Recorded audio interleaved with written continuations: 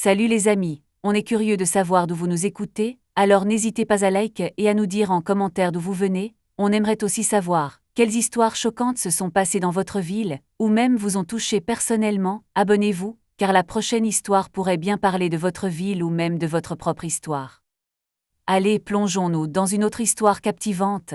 Le mardi matin, chez Tom Bradley, l'odeur du pain grillé brûlé et les rires de Jack, le fils de 7 ans, ont empli la maison. Tom, debout près du fourneau, tentait de sauver le petit déjeuner, tandis que Jack, assis à la table de la cuisine, gigotait des pieds en croquant un morceau de pomme. Devant lui, une assiette de pain grillé et un verre de jus d'orange, leur petit déjeuner habituel avant l'école. « Papa, tu as encore fait brûler le pain » s'exclama Jack en souriant. « Je devrais peut-être me mettre à cuisiner. » Tom se retourna, une spatule à la main, feignant l'offense. « Eh, je suis un grand chef et tu me fais des remarques. » « Mange, sinon tu iras à l'école le ventre vide. » Jack rit, prit une bouchée de pain grillé et grimaqua. « Sérieusement, papa, ils sont tamés. Pourquoi tu ne m'achètes pas une console de jeu à la place? Je pourrais jouer au lieu de manger. » Tom ferma les yeux, mais ne put s'empêcher de sourire. Jack parlait de la nouvelle console de jeux vidéo, celle dont tout le monde à l'école parlait en secret depuis une semaine. Il posa la casserole dans l'évier et s'assit en face de son fils, les bras croisés. « Alors, c'est une console que tu veux? Tu sais combien elle coûte? Ce n'est pas juste un jouet, mon grand, il faut la mériter. » Jack se redressa, les yeux pétillants. « Je peux la mériter? Qu'est-ce que je dois faire? Ranger ma chambre, faire la vaisselle ?» Tom se frotta le menton, l'air pensif. « Bon, que dirais-tu de ça? Si tu rends tous tes devoirs avant la fin du mois, j'y réfléchirai. Facile, on est d'accord. » Jack frappa la table du poing, comme pour sceller le marché. « Tu vas regretter d'avoir parié avec moi, papa, je serai un génie. » Tom sourit. « On verra bien, génie, dit-il en souriant. En attendant, finis de manger, sinon le bus n'attendra pas. » Jack hocha la tête en enfournant la dernière tranche de pain grillé dans sa bouche. Tom se leva pour se verser un café et jeta un coup d'œil à l'horloge, 19h15. Il s'imaginait déjà la soirée cinéma qu'ils organiseraient plus tard avec le vieux projecteur qu'il avait déniché au grenier quelques mois auparavant. Jack adorait ces soirées. Ils étalaient une couverture par terre, mangeaient du pop-corn et regardaient un film de super-héros. « Soirée cinéma ce soir, hein ?» demanda Jack en s'essuyant la bouche avec sa manche. « Promis » répondit Tom en levant la main, comme pour prêter serment. « Choisis ce que tu veux, mais pas de film d'horreur, sinon tu te cacheras encore sous le lit. » Jack rit, et Tom sentit une douce chaleur l'envahir. Ces moments, leur petit rituel, était ce qui le faisait tenir toutes ces années. Il ouvrit la bouche pour ajouter quelque chose, mais la sonnette retentit. Ils s'arrêtèrent tous les deux. La sonnette était aiguë, insistante contrairement à celle des voisins qui frappaient d'habitude doucement, presque en s'excusant.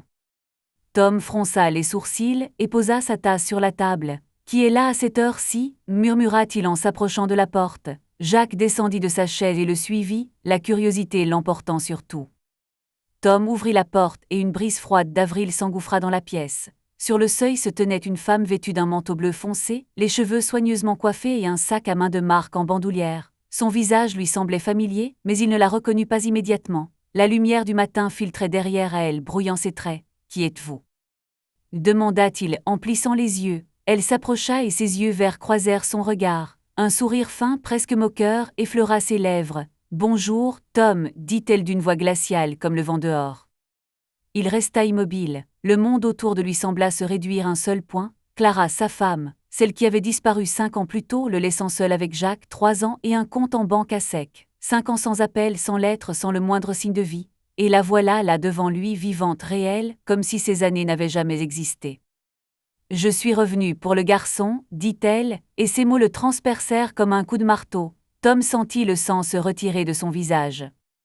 Il la regarda, sa manucure impeccable, ses bottes qui coûtaient l'équivalent de son salaire mensuel, son assurance. Les souvenirs l'assaillirent, mais il ne dit mot. Il recula simplement et lui claqua la porte au nez. Le verrou claqua et le silence s'installa, lourd comme du béton. Une seconde plus tard, un cri retentit dehors. « Tu vas le regretter, Tom, tu vas regretter ce que tu as fait. » Sa voix était tranchante, furieuse, et un frisson lui parcourut l'échine. Tom s'appuya contre la porte, ferma les yeux, essayant de contenir le tremblement de ses mains.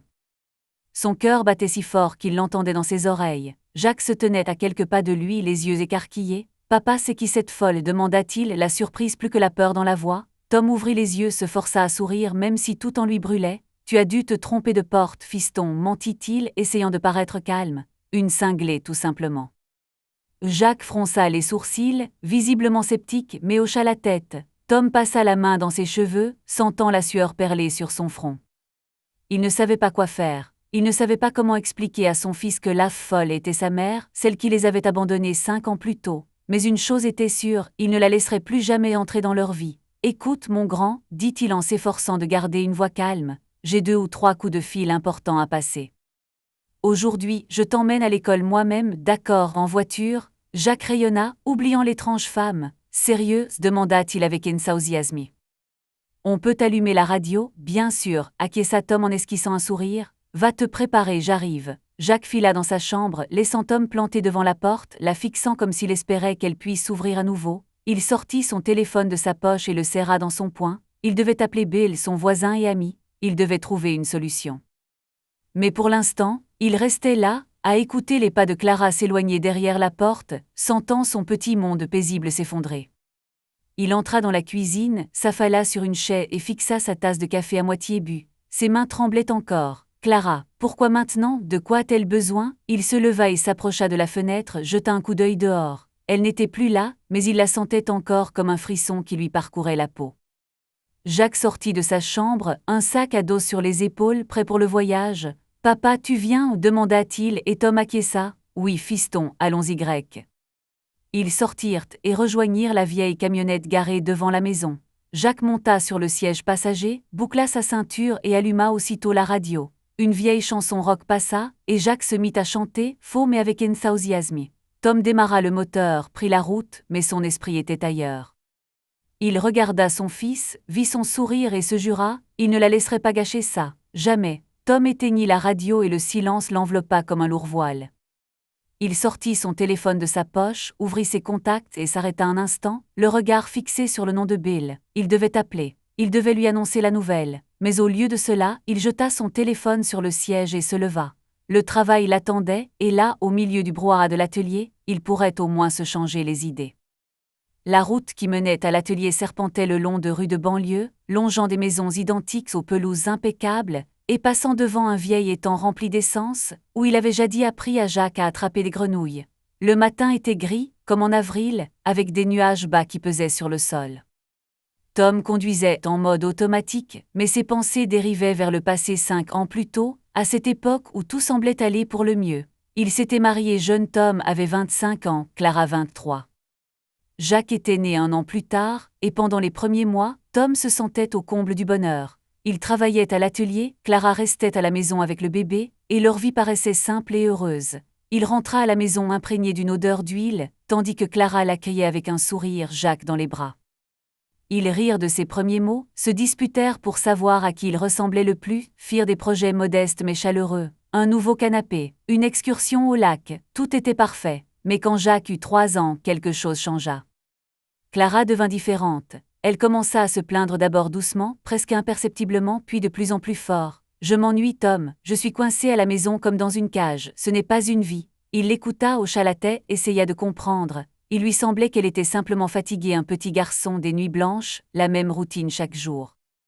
Il lui suggéra de travailler, si elle le souhaitait, remplacer les serveuses dans un café en bord d'autoroute, où son amie Lisa était gérante.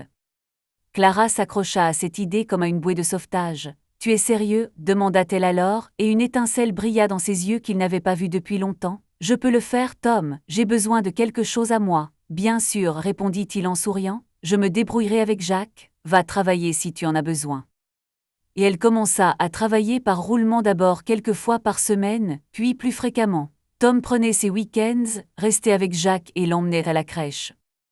Il appréciait même ses soirées seul avec son fils, à construire des blocs ou à regarder des dessins animés pendant que Clara travaillait, mais ensuite, elle rentrait différente, joyeuse, énergique, presque comme avant. Elle riait, parlait des clients étranges du café, chantait même en préparant le dîner. Tom la regarda et pensa « Tout ira mieux, on s'en sortira », comme il se trompait.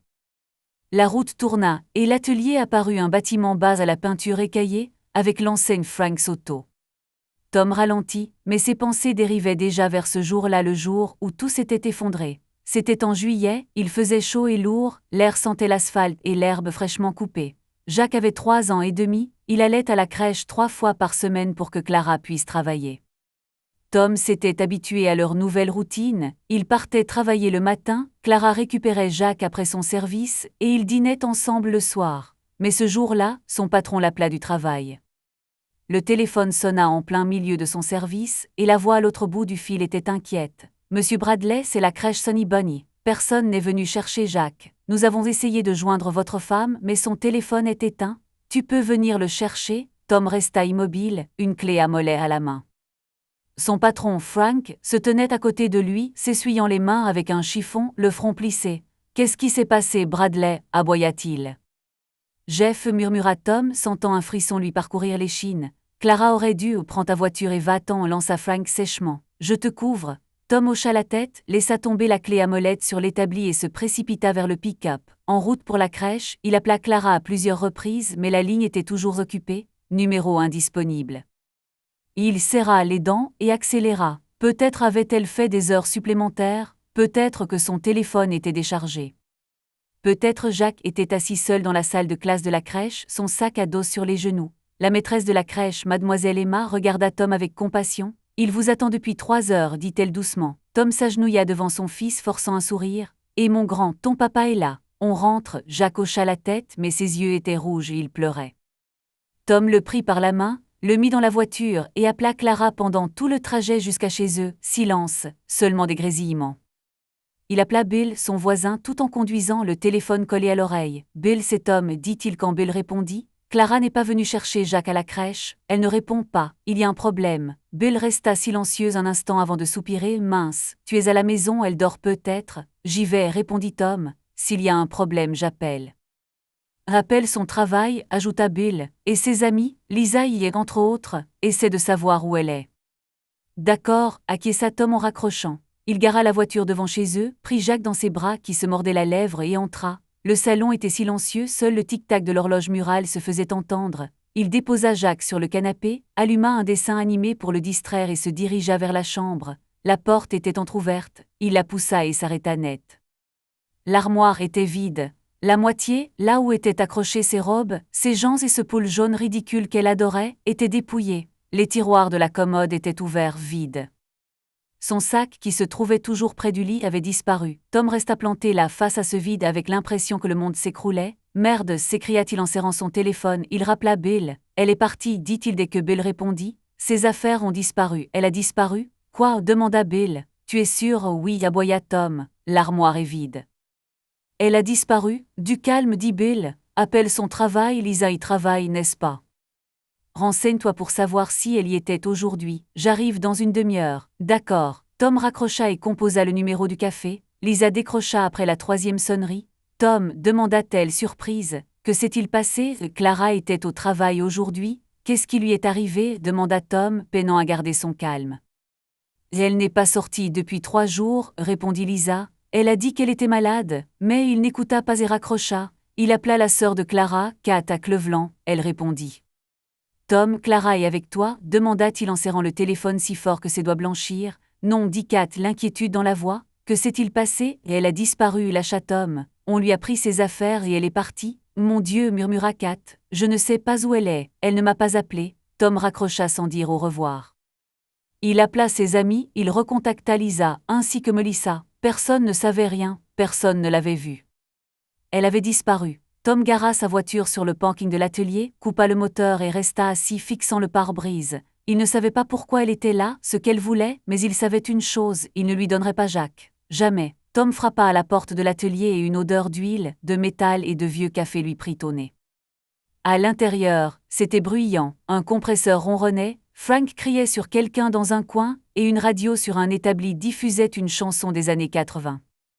Tom jeta sa veste sur une chaise, enfila son tablier et s'approcha de son poste de travail, un vieux pont-élévateur, où une fort accidentée avec un radiateur percé l'attendait déjà. Il prit une clé, mais ses mains bougeaient machinalement. Ses pensées étaient ailleurs dans les 5 années qui s'étaient écoulées. Le temps avait passé depuis le départ de Clara. La maison semblait vide, comme une coquille brûlée. Jacques ne comprenait pas ce qui se passait, chaque matin, il demandait « Où est maman ?» Et Tom se forçait à sourire, marmonnant quelque chose à propos d'un voyage. mais intérieurement il était brisé, il ne dormait plus la nuit, errait d'une pièce à l'autre, vérifiant son téléphone dans l'espoir d'un appel ou d'une explication. Rien, seulement le silence et les cris de Jack la nuit. La matinée était pesante, Frank ne dit rien et Tom apprécia son silence. Il retourna au travail, mais ses pensées revenaient sans cesse. Après la disparition de Clara, il était perdu. Son premier réflexe fut d'aller au commissariat, le lendemain de sa disparition, Jack dans les bras, car il n'avait personne d'autre à qui confier l'enfant. Il se tenait devant le guichet, face à un sergent aux yeux fatigués et une pile de papier. Jack tira sur la manche de Tom tandis que celui-ci expliquait « Ma femme a disparu, on a pris ses affaires, le téléphone est coupé ». Le sergent écouta, puis haussa les épaules. « Un adulte a le droit de partir », dit-il sans lever les yeux de son bureau. Il n'y a aucune trace de violence ni d'indice. Attendez, peut-être qu'elle réapparaîtra. Tom serra les poings, mais se retint. Jack se mit à pleurnicher, et il se contenta d'acquiescer, prit son fils dans ses bras et partit. La police l'a accueilli à bras ouverts, et il s'est retrouvé seul avec un enfant de 3 ans, une maison vide et un compte bancaire d'où $3000 avaient disparu. Il a vérifié son compte le lendemain, Clara avait retiré l'argent la veille de son départ. C'était comme un coup de poignard dans le dos, mais il n'était pas surpris. Elle en voulait toujours plus. La clé à molette lui a glissé des mains et a résonné sur le sol en béton. Tom a juré entre ses dents, s'est penché pour la ramasser, puis a entendu des pas. C'était Mike, son collègue de l'équipe, un homme aux cheveux longs et à la moustache toujours négligée. « Ça va, Tom ?» a-t-il demandé, appuyé contre le palan. « On dirait que tu as vu un fantôme. » « Non, je n'ai pas dormi », a marmonné Tom sans le regarder. Mike a haussé un sourcil mais n'a pas insisté. Il est allé dans son coin et Tom a repris le radiateur. Le travail l'aidait, les gestes monotones, le bruit, l'odeur du métal. Mais les souvenirs le hantaient. Après avoir appelé la police, il a appelé Bill, son voisin, un ancien combattant à la voix rauque et au regard bienveillant. Bill arriva 1 heure plus tard avec sa femme Marge et une marmite de soupe fumante. La porte s'ouvrit et Bill entra, ses grosses bottes résonnant sur le sol. Marge le suivit, portant la marmite enveloppée dans une serviette. Jack était assis sur le canapé, serrant contre lui un dinosaure en peluche et les regardant avec ses grands yeux. « Tom, comment vas-tu » demanda Bill en scrutant le salon. « On dirait que c'est la cata » répondit Tom en s'affalant dans un fauteuil. « Elle est partie, Bill » Marge posa la marmite sur la table, s'approcha de Jack et s'assit à côté de lui. « Salut, mon pote » dit-elle doucement. « Tu veux de la soupe, je l'ai faite au poulet comme tu l'aimes. » Jack acquiesça et elle le conduisit dans la cuisine. Bill s'assit en face de Tom, les mains jointes. « Et maintenant » demanda-t-il, « tu es seul avec le gamin, il faut faire quelque chose. »« Je ne sais pas » admit Tom en se frottant les mains avec son whisky. « Je ne sais même pas où elle est, personne ne le sait. »« Écoute » dit Bill en se penchant vers lui, « elle est partie, c'était son choix. Maintenant tu dois te protéger, toi et Jack. » Tom hocha la tête, l'esprit embrumé. Bill et Marge restèrent jusqu'au soir. Marge donna à manger à Jack, lui lut une histoire jusqu'à ce qu'il s'endorme sur le canapé, tandis que Bill restait assis avec Tom, l'aidant à élaborer un plan. Le lendemain, Tom alla voir un avocat, un vieil ami de Frank qui avait accepté de l'aider à moitié prix. Tom s'essuya les mains avec une serviette, le regard fixé sur le radiateur démonté. Il se souvint de cette visite chez l'avocat, un homme petit, aux cheveux clairsemés, avec une pile de papier sur la table. L'avocat écouta son récit en hochant la tête. « Elle est partie sans laisser d'adresse ni demander le divorce » dit-il en feuilletant un annuaire. « Le mieux est de demander une séparation de corps. Ce n'est pas un divorce, mais cela protégera tes biens et tes droits de garde. Ouvre un nouveau compte, fais-y virer ton salaire, considère tout ce que tu possédais en commun comme perdu. » Tom acquiesça, signa les papiers et 1 semaine plus tard, la situation était officialisée. Il ouvrit un nouveau compte à la banque, y transféra son argent et ferma l'accès à l'ancien, celui sur lequel Clara avait retiré $3000. La maison restait à son nom, il remboursait seul l'emprunt hypothécaire, et le nom de Clara n'y figurait pas.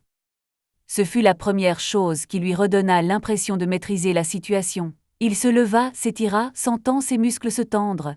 Le travail avançait lentement, les pensées concernant Clara, sa visite matinale, l'obsédaient. Il se souvenait comment Bill et Marge venaient presque tous les jours pendant les premiers mois. Marge cuisinait soupe, ragoût, tout ce qui pouvait détourner Tom de la nourriture. Bill s'asseyait avec Jack, lui apprenant à manier un marteau, lui racontant des histoires de guerre jusqu'à ce que le garçon s'endorme sur ses genoux. Ils étaient ses sauveurs, sans eux, il n'aurait pas tenu le coup. Et Bradley, le cri de Frank le tira de ses pensées, « Tu as fini avec cette fort où je m'en occupe » répondit Tom en s'essuyant le front. « Donne-moi 5 minutes. » Frank grommela quelque chose et partit, et Tom se remit au travail. Il serra le dernier boulon, vérifia les durites, mais l'épuisement l'envahit comme un poids de plomb. Ces 5 années avaient été exténuantes. Pendant les 6 premiers mois, il cumula 2 emplois, le jour à l'atelier, la nuit au supermarché à empiler des cartons, pendant que Jacques dormait avec Marge. Puis il quitta son 2e emploi lorsqu'il obtint un poste à temps plein grâce à Frank. Il apprit à être père célibataire, préparer le porridge, enlever les taches sur les vêtements, coucher Jacques. Et chaque fois que son fils lui demandait des nouvelles de sa mère, il répondait « Elle est partie loin, mon grand ». Appuyé contre l'évier, il se frotta les mains en fixant son reflet dans le miroir trouble. Son visage était affaissé, des cernes sous ses yeux. L'épuisement faisait désormais partie de sa vie, non pas celui qui disparaît après une bonne nuit de sommeil, mais un épuisement profond qui le rongeait jusqu'à la moelle. Mais il était reconnaissant envers Bill, Marge, Frank et même ce fichu pick-up qui ne tombait jamais en panne. Il l'avait sorti de ce bourbier. La journée s'éternisa. Tom termina de réparer la Ford, aida Mike avec une autre voiture, mais à chaque sonnerie du téléphone du bureau, il sursautait. Et si c'était elle, et si elle avait déjà tout manigancé? Ces mots « tu le regretteras » résonnaient dans sa tête comme un disque rayé. Il ne savait pas à quoi s'attendre, mais il sentait que ce n'était que le début. À midi, il sortit, s'assit sur un banc près de l'atelier et sortit un sandwich qu'il avait glissé dans sa poche le matin même. Le goût était insipide, mais il mâcha machinalement, songeant à la suite. Tom gara le pick-up devant chez lui à 18h15, le poids de la fatigue pesant sur ses épaules. La journée de travail lui avait paru interminable, et les pensées pour Clara ne faisaient qu'alourdir ce fardeau. Il coupa le moteur et jeta un coup d'œil à la banquette arrière où Jacques parlait de dessiner un dinosaure en cours d'art plastique. Tom sourit, mais son sourire était forcé. « Papa, tu m'as promis un dessin animé ?» lui rappela Jacques en sortant de la voiture, un sac à dos sur l'épaule. « Promis, champion », acquiesça Tom en ouvrant la portière. « On va d'abord préparer le dîner, et après on ira chercher le projecteur. » Jacques rayonna et courut à l'intérieur, suivi de Tom qui laissa les clés sur la table près de l'entrée.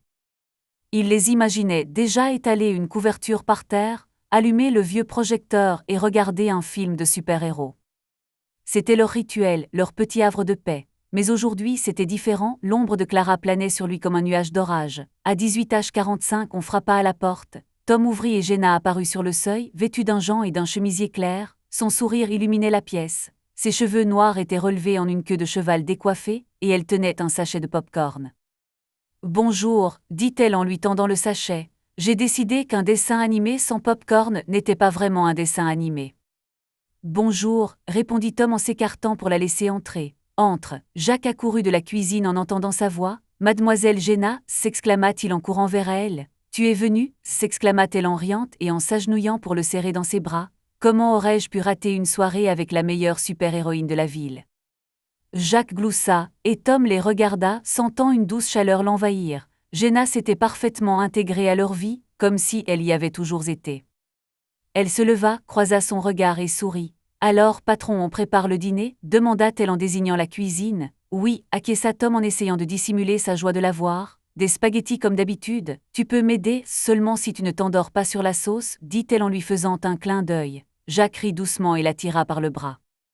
Tous trois s'affairèrent dans la cuisine. Jenna mit de l'eau pour les spaghettis, Jacques disposa la vaisselle, tandis que Tom ouvrait la boîte de sauce. Jacques bavardait sans cesse de l'école, de son dessin de dinosaure et de la fois où Tim avait renversé du soda sur le bureau de la maîtresse. Jenna écoutait, posait des questions, riait tandis que Tom restait silencieux, remuant la sauce machinalement. Elle le remarqua, il vit son regard s'attarder sur lui alors qu'il se détournait des fourneaux. « Dis, Tom » murmura-t-elle doucement, tandis que Jacques courait chercher des serviettes. Tom se figea, sa cuillère tremblante. Il aurait voulu la repousser, dire qu'il était fatigué du travail, mais son regard chaleureux et attentif l'empêchait de mentir. « C'était juste une longue journée » grommela-t-il, mais sa voix le trahit. Jenna s'approcha les bras croisés. « Tu n'as rien à m'expliquer, Tom » dit-elle doucement, « mais je vois bien que quelque chose ne va pas. » Il la regarda et quelque chose en lui se brisa. La vulnérabilité qu'il avait dissimulée toute la journée explosa. Il posa sa cuillère et s'essuya les mains sur son tablier. « Je veux te dire » murmura-t-il, « tu devrais le savoir, elle est revenue ce matin, elle a dit qu'elle voulait Jacques. » J'ai fermé la porte, mais elle n'arrêtait pas de crier que je le regretterais. Jenna resta silencieuse un instant, absorbant l'information, puis elle hocha lentement la tête, son visage se faisant grave. « Mon Dieu, Tom, ce n'est pas normal. Elle disparaît pendant 5 ans et réapparaît soudainement pour réclamer l'enfant, ce n'est clairement pas normal, fais attention. » Je sais, dit-il en baissant les yeux, mais je ne sais pas quoi faire. Elle est comme un fantôme, Jenna, je la croyais partie pour toujours. Jenna posa la main sur son épaule et la serra doucement. Tu n'es pas seule, dit-elle fermement, on trouvera une solution, mais ne la laisse pas détruire ce que tu as construit. Il hocha la tête, sentant ses paroles percer sa fatigue. Jacques accourut pour les interrompre. Mademoiselle Jenna, les spaghettis sont prêts, j'ai une faim de loup, annonça-t-il. Elle rit et se dirigea vers le fourneau. Allons voir, Terex, répondit-elle. Tom la regarda passer sans effort à jouer avec Jacques. Il était reconnaissant de cela, de la chaleur qu'elle insufflait à leur maison.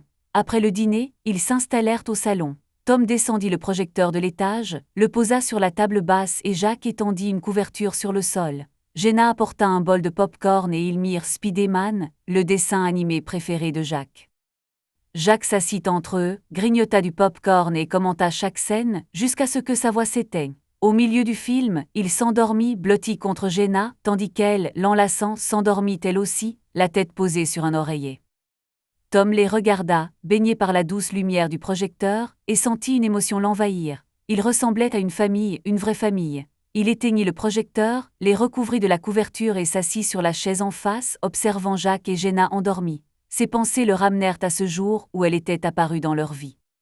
C'était il y a 2 ans après le départ de Clara. Elle avait 27 ans, ses longs cheveux noirs lui tombaient sur les épaules et ses yeux, vifs et expressifs, souriaient, même si ses lèvres restaient sérieuses. Jacques prit le dinosaure dans ses bras en murmurant merci, et son sourire s'élargit. « Quel dinosaure génial !» s'exclama-t-elle en regardant le garçon. « Comment t'appelles-tu, Rex ?» répondit Jacques, le visage illuminé. « Et moi c'est Jacques. Bonjour Jacques. Je m'appelle Jenna » dit-elle en se tournant vers Tom. « Et vous, vous êtes probablement papa. » Tom hocha la tête, mal à l'aise sous son regard. « Merci de m'avoir aidé, il fait toujours tomber tout ce qu'il a. »« Pas de problème, » répondit-elle en haussant les épaules. « Je travaille ici, alors je suis habituée à ces petits incidents. » Elle désigna son tablier, elle était serveuse dans ce café. Ils bavardèrent d'abord de choses et d'autres, du temps qu'il fait, de la passion de Jacques pour les dinosaures.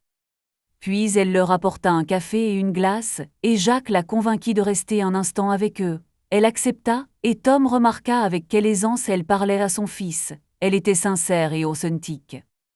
Intelligente et responsable, elle possédait un humour mordant qui transparaissait même dans les phrases les plus courtes. Une semaine plus tard, il y retourna non par hasard. Jacques avait demandé une glace mais Tom savait qu'il voulait l'avoir. Ils commencèrent à discuter d'abord au café puis à l'extérieur. Elle leur rendait visite, jouait avec Jacques et aidait Tom pour de petites tâches. Elle adorait les enfants, et Jacques s'était attaché à elle comme à une grande sœur. Pour Tom, elle était devenue bien plus qu'une simple présence, un soutien, une lumière inattendue. Il cria en nouant ses lacets à la hâte. « Tu ne seras pas en retard » répondit Tom en versant du café dans une tasse. « À la tienne » il tendit une tranche de pain à la confiture à Jacques, le guida vers la porte et regarda son fils courir vers l'arrêt de bus en agitant son sac à dos. Un sourire fugace illumina son visage avant de disparaître aussitôt. La soirée passée avec Jenna et Jacques avait été chaleureuse, presque parfaite, mais les mots de Clara, « tu le regretteras » résonnaient encore dans sa tête comme une cloche stridente. Il retourna à la cuisine, s'assit à table et fixa sa tasse, essayant de chasser cette pensée. À 20h15, le facteur frappa à la porte.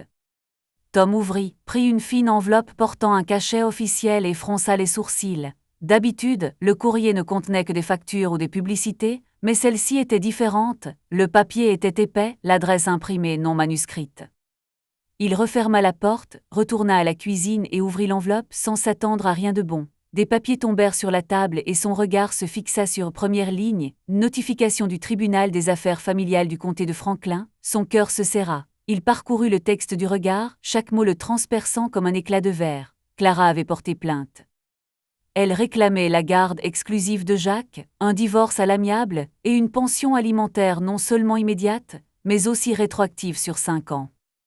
Parmi ces accusations figuraient des mauvais traitements et un refus de voir l'enfant, aucune preuve, juste sa signature, claire et assurée, comme un coup de poignard. Tom jeta les papiers comme s'il l'avait brûlé. Sa tasse de café se renversa, une flaque sombre se répandant sur la table, mais il ne s'en aperçut pas. Il se leva, traversa la cuisine, serrant les poings si fort que ses ongles s'enfoncèrent dans ses paumes. Le choc le submergea comme une vague glaciale, désorientante. Pendant 5 ans, elle avait été un fantôme, et maintenant ça. La garde, la pension alimentaire, les mauvais traitements, il respirait à peine, la colère et l'incrédulité se livrant une bataille intérieure. « C'est une blague, murmura-t-il, mais sa voix il trembla. Il saisit de nouveau les papiers, les relut, espérant qu'il s'agissait d'une erreur, d'un malentendu. Mais non, tout était bien réel. Clara n'était pas revenue pour rien, elle était revenue avec la guerre. Il s'affala sur la chaise, la tête entre les mains. Jacques, elle veut lui prendre Jacques. Le garçon qu'il avait élevé seul, qu'il avait nourri, couché, emmené à l'école. Le garçon qui ne se souvient même plus de son visage. Une pension alimentaire, il cumulait 2 emplois pour les nourrir, tandis qu'elle, où était-elle passée, où était-elle pendant ces 5 années, pendant qu'ils construisaient leur vie à partir de rien? Tom se leva, alla au lavabo et s'aspergea le visage d'eau froide. Il devait réfléchir, il devait agir, mais il ne savait pas par où commencer.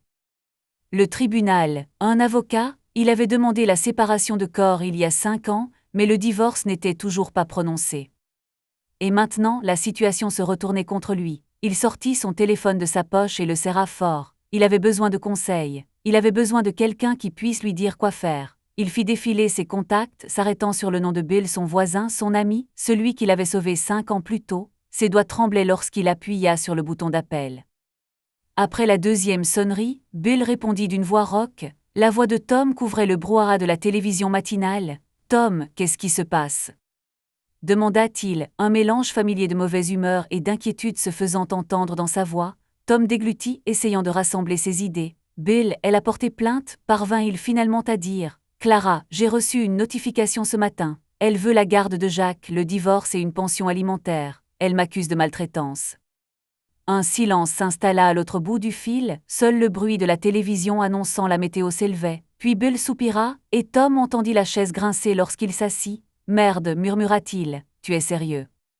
Elle a complètement perdu la tête, oui, répondit Tom en serrant le téléphone plus fort. « Je suis sous le choc, Bill, je ne sais pas quoi faire. »« Bon, ne panique pas, » coupa Bill d'un ton plus ferme. « La première chose dont tu as besoin, c'est d'un avocat. Un bon, celui qui s'est occupé de ta séparation travaille toujours. » « Je crois, » acquiesça Tom, bien que Bill je ne pouvais pas le voir. « Jim Pock, ami de Frank, relevé bancaire, témoignage, tout ce qu'elle veut.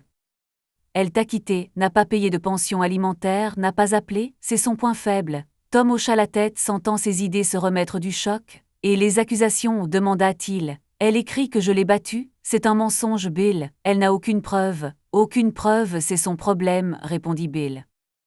Aux États-Unis, les tribunaux font passer l'intérêt de l'enfant avant tout. Tom, elle est partie, a abandonné Jacques, n'a pas gardé le contact, elle n'a aucune chance, mais il faut un avocat pour que tout soit en ordre.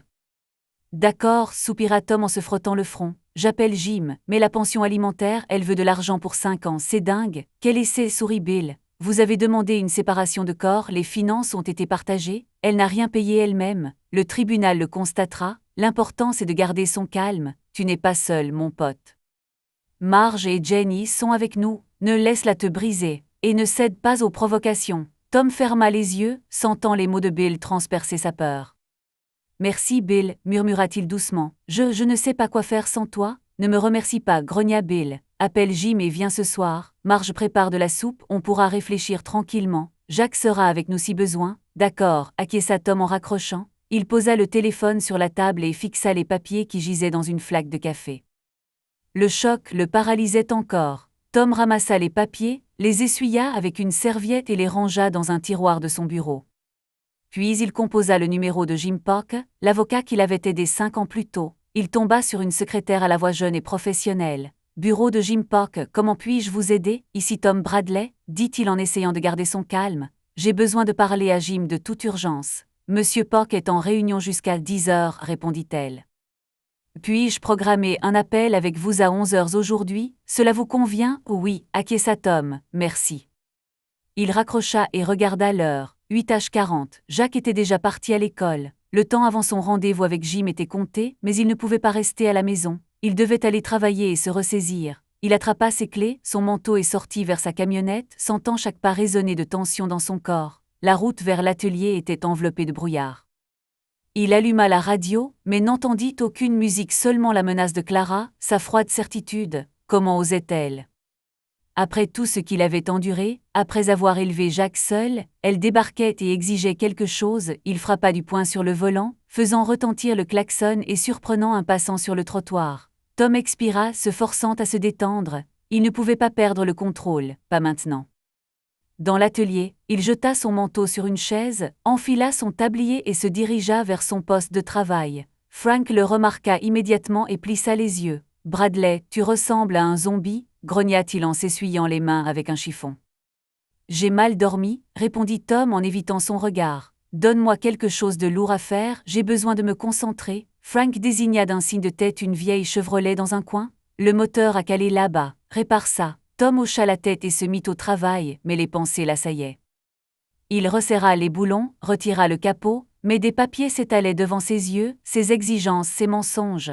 Il se souvint des paroles de Bill, « Rassemble tout ce que tu peux. » Il avait des relevés bancaires, ce qui prouvait qu'elle avait retiré de l'argent avant de partir. Il y avait les témoignages de Bill et Marge, qu'il avait vus seuls avec Jack. Il y avait sa vie, 5 années de preuves qu'il était père, alors qu'elle n'était rien.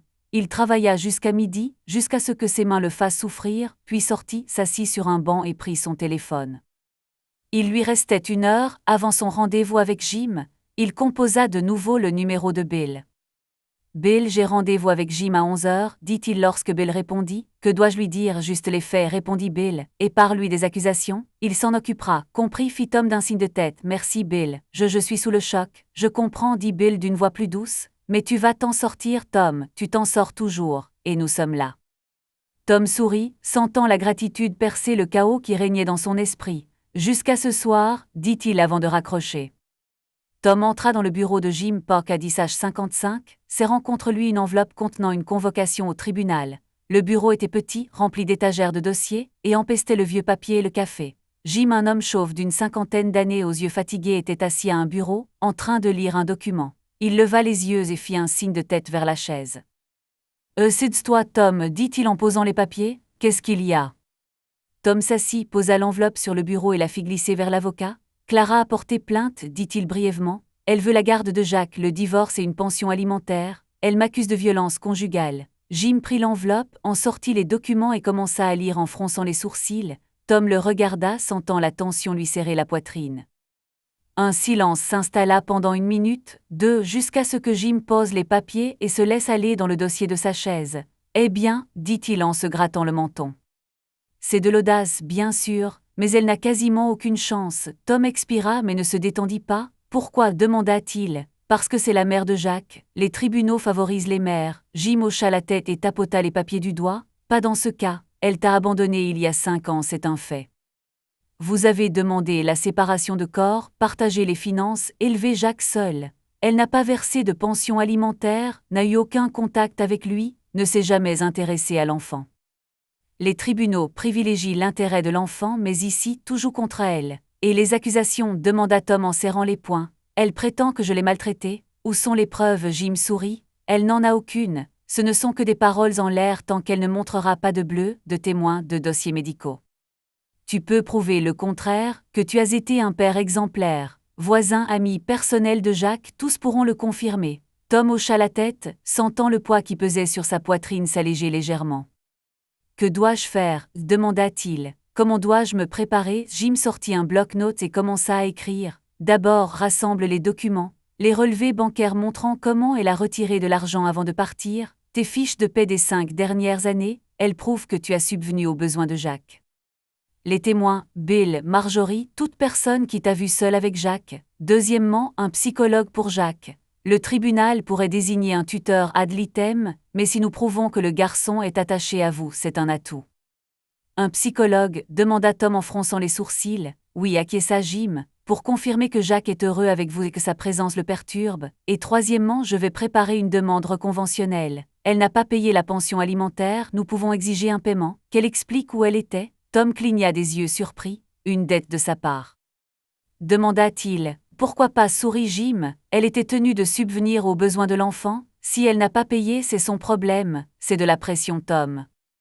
Montrons au tribunal qu'elle n'est pas une victime, mais que vous n'êtes pas un monstre. Tom hocha la tête, sentant une étincelle de détermination s'allumer en lui. Combien de temps avons-nous? Demanda-t-il. La première audience dans 3 semaines, répondit Jim en jetant un coup d'œil aux documents. On peut y arriver. Je m'occupe des formalités et toi, tu rassembles les preuves.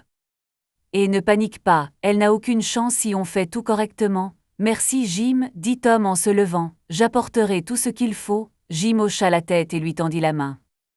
Tiens bon Tom, on va la coincer. Tom était assis dans sa camionnette garée devant le bureau de Jim Pock, le regard perdu dans le ciel gris à travers le pare-brise. Une des paroles de Jim lui restait en tête, si tu veux savoir à qui on a affaire, engage un détective, plus on en saura sur elle mieux ce sera. Tom serra le volant, partagé entre colère et curiosité.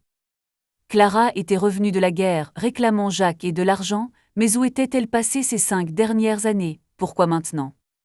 Il s'était apaisé en repensant à son départ 5 ans plus tôt, mais maintenant, il avait besoin de savoir. Il prit son téléphone et composa le numéro de Jim. Ce dernier répondit rapidement d'une voix professionnelle mais fatiguée. « Tom, autre chose » demanda Jim. « Tu as parlé d'un détective » commença Tom en essayant de garder son calme. « Tu as quelqu'un en tête ?»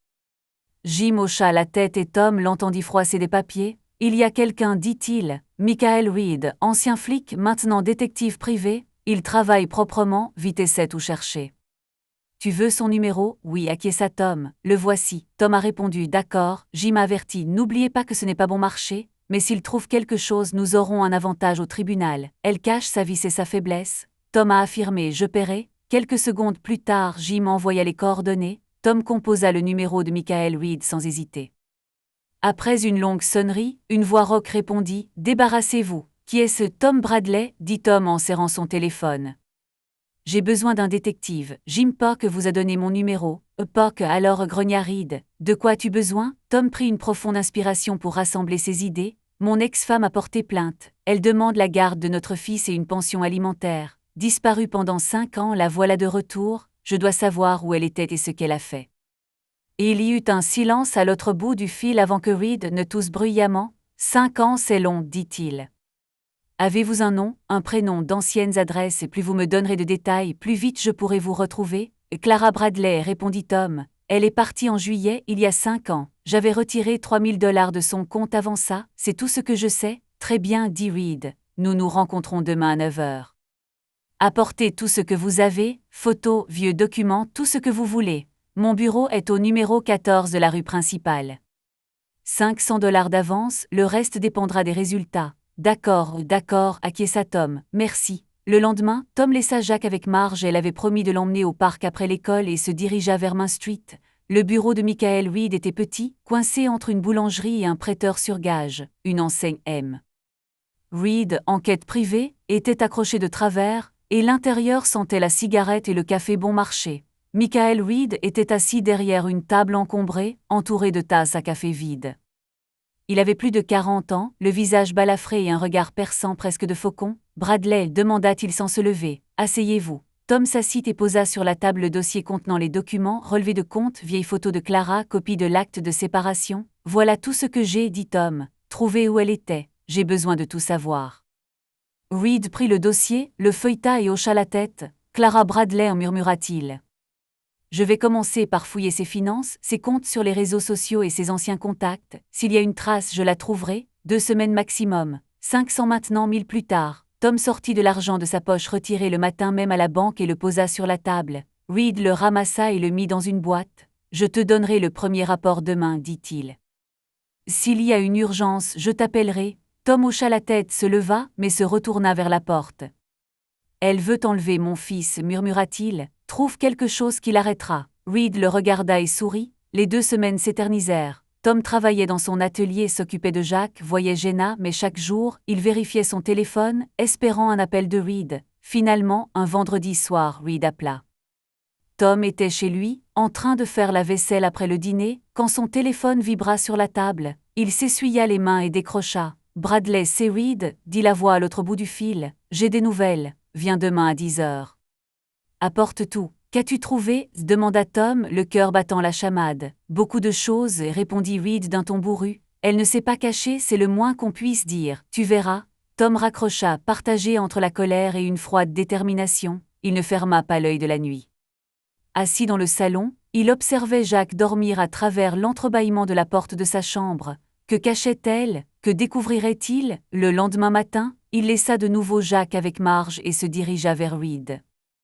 Le détective l'attendait à table, un épais dossier et un ordinateur portable devant lui. « Assieds-toi, dit-il. Voilà ce que j'ai trouvé. » Tom s'assit les mains jointes sur les genoux. Reed ouvrit le dossier et en sortit une pile d'empreintes. « Clara Bradley, commença-t-il. Elle est partie pour l'Europe après son départ. Tom feuilleta les photos, lut les messages, sentant sa colère céder la place à une froide détermination. Tom était assis dans la salle d'audience du tribunal des affaires familiales du comté de Franklin, sentant la sueur lui glacer les mains. La pièce était petite, avec des bancs en bois et une odeur de vieux papier qui flottait dans l'air, mais la tension était palpable, comme avant un orage. Tom laissa Jack avec Marge et Bill, il ne voulait pas que son fils voie cela et Jenna s'assit à côté de lui, la main posée sur son épaule, un peu plus fort que d'habitude. De l'autre côté de la table, Clara, raide comme un piquet, les cheveux impeccablement coiffés, laissait transparaître de l'irritation dans ses yeux verts et froids. La juge, une vieille femme au visage fatigué et au regard perçant, frappa du marteau et le silence se fit dans la salle. Bradley contre Bradley, annonça-t-elle en consultant des documents. Affaire de divorce, de garde d'enfants et de pension alimentaire. Nous entendons les deux parties. Le premier à prendre la parole fut l'avocat de Tom, Jim Pock, d'une voix calme mais ferme. Votre honneur, commença-t-il, mon client, Thomas Bradley, élève seul son fils Jack depuis 5 ans, depuis que Clara Bradley a quitté le foyer sans explication. Elle n'a pas donné de nouvelles, n'a pas versé de pension alimentaire et ne s'est jamais intéressée à l'enfant. Nous demandons que la garde reste confiée au père, que la demande de pension alimentaire soit rejetée et que son manquement aux responsabilités parentales soit considéré comme une négligence au regard du principe de l'intérêt supérieur de l'enfant. Le juge acquiesça, prit note, puis regarda l'avocat de Clara, un jeune homme en costume de marque, arborant un sourire nerveux. « À vous » demanda-t-elle. L'avocat de Clara se leva et rajusta sa cravate.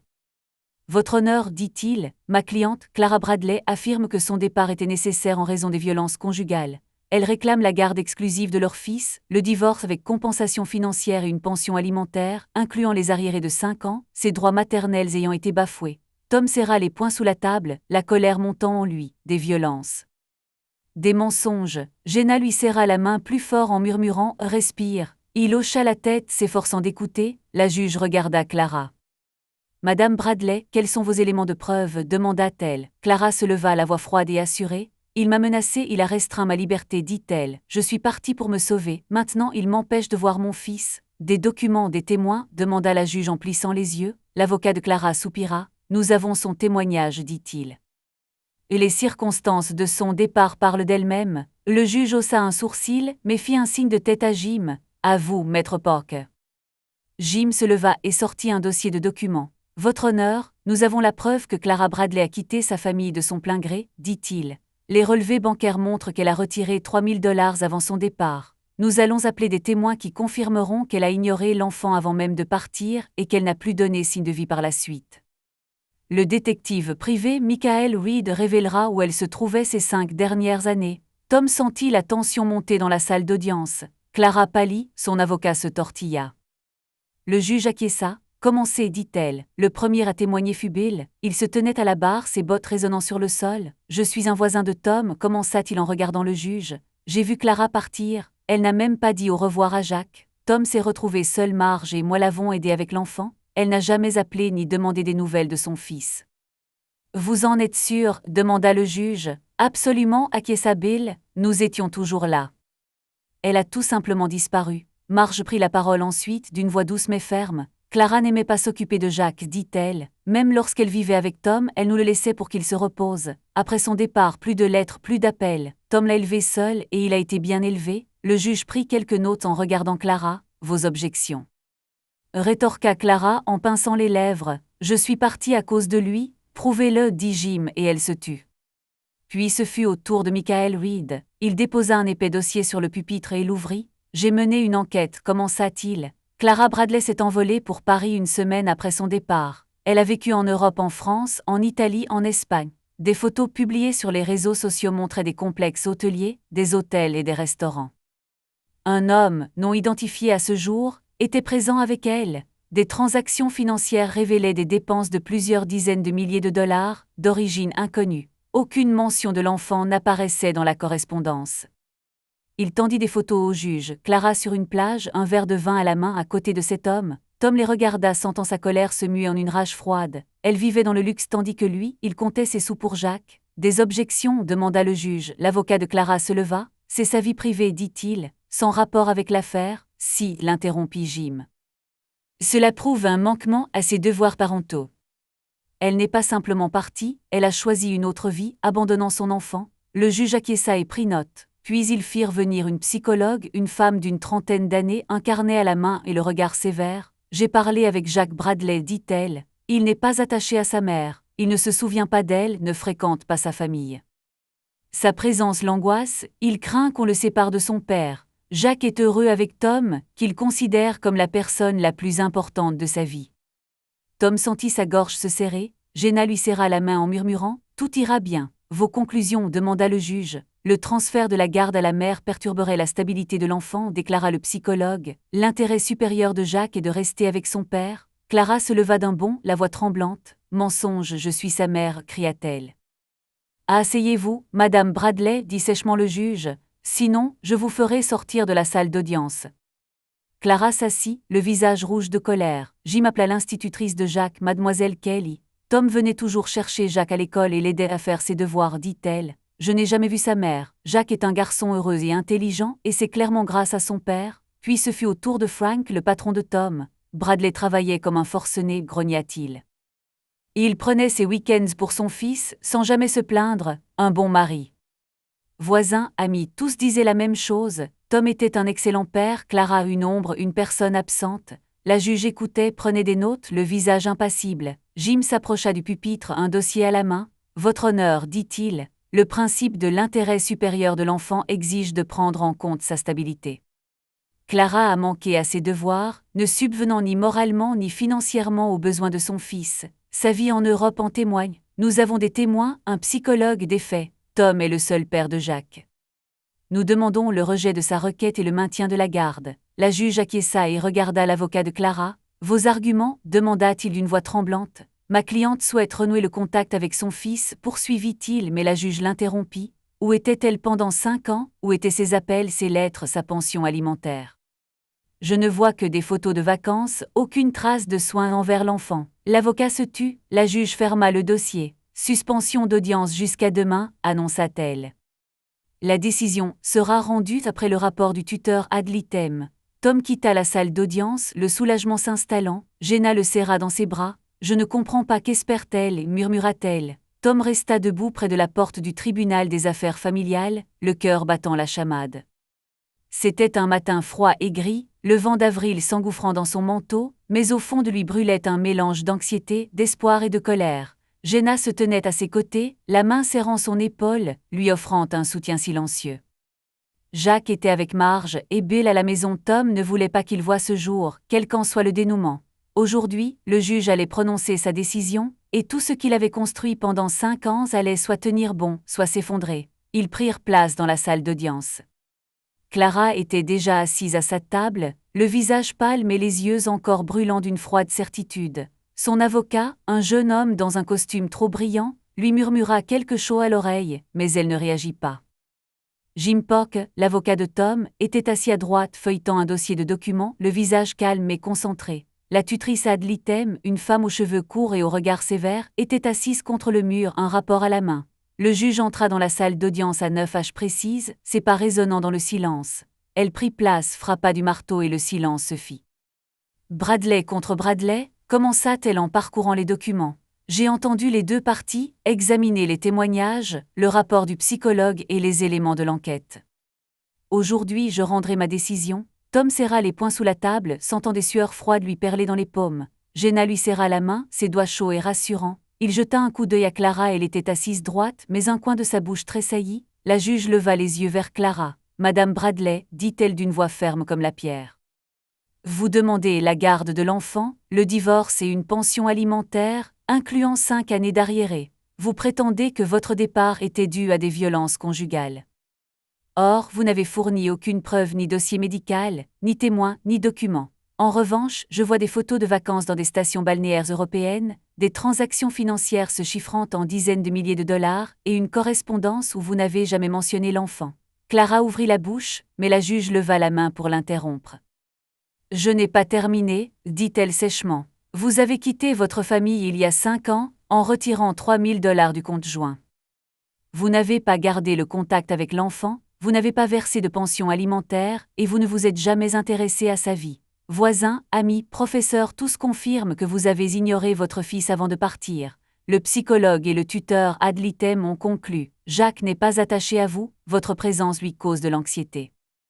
Vous avez complètement refusé vos responsabilités parentales. Tom sentit l'air lui échapper. Jenna lui serra la main plus fort en murmurant « Écoute ». Clara pâlit, son avocat balbutia. La juge tourna son regard vers Tom. « Monsieur Bradley, poursuivit-elle, vous élevez votre fils seul depuis 5 ans. Les témoins voisins, collègues, professeurs vous décrivent comme un père exemplaire. Vous avez subvenu aux besoins de Jacques, vous lui avez assuré une certaine stabilité.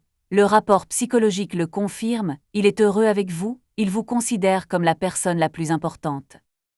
Vous avez demandé la séparation de corps après le départ de votre femme, vous avez protégé vos finances et vos droits parentaux. Vos actes parlent d'eux-mêmes. » Tom hocha la tête, la gorge serrée par le soulagement. La juge referma le dossier, son regard se durcit. Conformément au principe de l'intérêt supérieur de l'enfant est la priorité absolue, a déclaré le juge. Jacques Bradley restera sous la tutelle exclusive de Tom Bradley. Clara Bradley perd ses droits parentaux en raison de sa négligence prolongée et de son absence de contact avec l'enfant. Un silence de mort s'abattit sur la salle d'audience. Clara se leva, la voix brisée. « C'est injuste » cria-t-elle. « Je suis sa mère, asseyez-vous, Madame Bradley » l'interrompit le juge d'un coup de marteau. « Vous avez perdu ce droit il y a 5 ans, un mot de plus et vous êtes expulsée. » Clara s'effondra sur sa chaise, le visage rouge de colère. Son avocat tenta de lui murmurer quelque chose mais elle le repoussa. Tom sentit la tension dans sa poitrine se relâcher, remplacée par un doux soulagement. Jenna lui serra la main si fort qu'elle lui fit légèrement mal, mais il ne protesta pas. Le juge poursuivit, sa voix se faisant plus dure. « Passons maintenant aux demandes de pension alimentaire, dit-elle. Madame Bradley réclame une compensation pour 5 ans et les paiements actuels. Cependant, elle-même n'a pas versé de pension alimentaire pour l'entretien de son fils, ce qui est pourtant son obligation légale. Les relevés financiers montrent qu'elle menait une vie luxueuse en Europe pendant que M. Bradley travaillait pour subvenir aux besoins de l'enfant. Sa requête est rejetée. De plus, en demande reconventionnelle, j'ordonne à Clara Bradley de verser à M. Bradley 24 000 $ d'arriérés de pension alimentaire pour les 5 années d'absence et 500 $ par mois de pension alimentaire pour Jacques Bradley jusqu'à sa majorité. » Tom cligna des yeux, incrédule. Jenna murmura doucement, « Tu as gagné. » Clara pâlit, les poings serrés, son avocat se leva. « Votre honneur, c'est excessif, elle n'a pas une telle somme, » commença-t-il, mais la juge l'interrompit. « Asseyez-vous, dit-elle froidement. Votre cliente a abandonné son enfant et a vécu dans le luxe. Elle doit assumer ses responsabilités. Vendez votre sac à main pour payer la pension alimentaire, je suis sûr que cet argent suffira pour plus d'1 mois. La décision est définitive. » Tom sentit le triomphe grandir en lui, se mêlant au soulagement. La juge prit une autre feuille de papier. « Le divorce entre Tom Bradley et Clara Bradley est prononcé, » annonça-t-elle. « Compte tenu de la séparation de corps déposée il y a 5 ans, le mariage est dissous sans autre condition. Tous les biens restent la propriété des actuels détenteurs. Affaire classée. » Et elle frappa du marteau, et le bruit résonna dans la salle d'audience. Clara se leva, lança un regard furieux à Tom et sortit en trombe, ses talons claquant sur le sol. Son avocat la suivit précipitamment, marmonnant quelque chose à propos d'un appel. Tom resta immobile jusqu'à ce que Jenna le prenne dans ses bras, se pressant contre son épaule. « C'est fini » murmura-t-elle, la voix tremblante de joie. « Tu as réussi. » Tom hocha la tête, sentant les larmes lui piquer les yeux. Il la serra contre lui, respirant le parfum de ses cheveux, et pour la première fois depuis des semaines, il eut l'impression de pouvoir respirer librement. Jim s'approcha et lui donna une tape dans le dos. « Félicitations, Tom, » dit-il en souriant. « On l'a eue, elle ne reviendra pas. »« Merci Jim, » répondit Tom d'une voix rauque. « Je ne sais pas comment te remercier. Continue de vivre, » dit Jim en lui serrant la main. « C'est le meilleur des remerciements. » Ils quittèrent la salle d'audience. Un vent froid leur fouetta le visage, mais la sensation était fraîche et pure. Jenna prit Tom par le bras et ils se dirigèrent vers le pick-up. Tom resta silencieux, absorbant tout. Clara était déchue de ses droits. Elle verserait une pension alimentaire. Le divorce était prononcé. Jacques restait avec lui. C'était une victoire pas seulement juridique mais aussi personnelle, profonde, chèrement acquise. « Que diras-tu à Jacques » demanda Jenna une fois installée dans la voiture. Tom démarra le moteur et la regarda. Elle hocha la tête et sourit. « Il sera fier de toi, dit-elle. Je suis fière. » Tom lui rendit son sourire, envahi par un sentiment de justice et de soulagement. Ils rentrèrent chez eux, retrouver Jacques, leur vie que Clara ne pouvait plus détruire. La route menant à l'autoroute était silencieuse, seuls les pneus chuintaient sur l'asphalte et la radio diffusait doucement une vieille chanson. Tom jeta un coup d'œil à Jenna, elle regardait par la fenêtre, mais ses doigts reposaient toujours sur son épaule, chose et rassurant. Il repensa au tribunal, à Clara quittant la salle d'audience en trombe. Salle d'audience, des paroles du juge selon lesquelles Jacques était sain et sauf. Soudain, il réalisa que ce n'était pas suffisant, il ne voulait pas simplement rentrer chez lui et rester silencieux.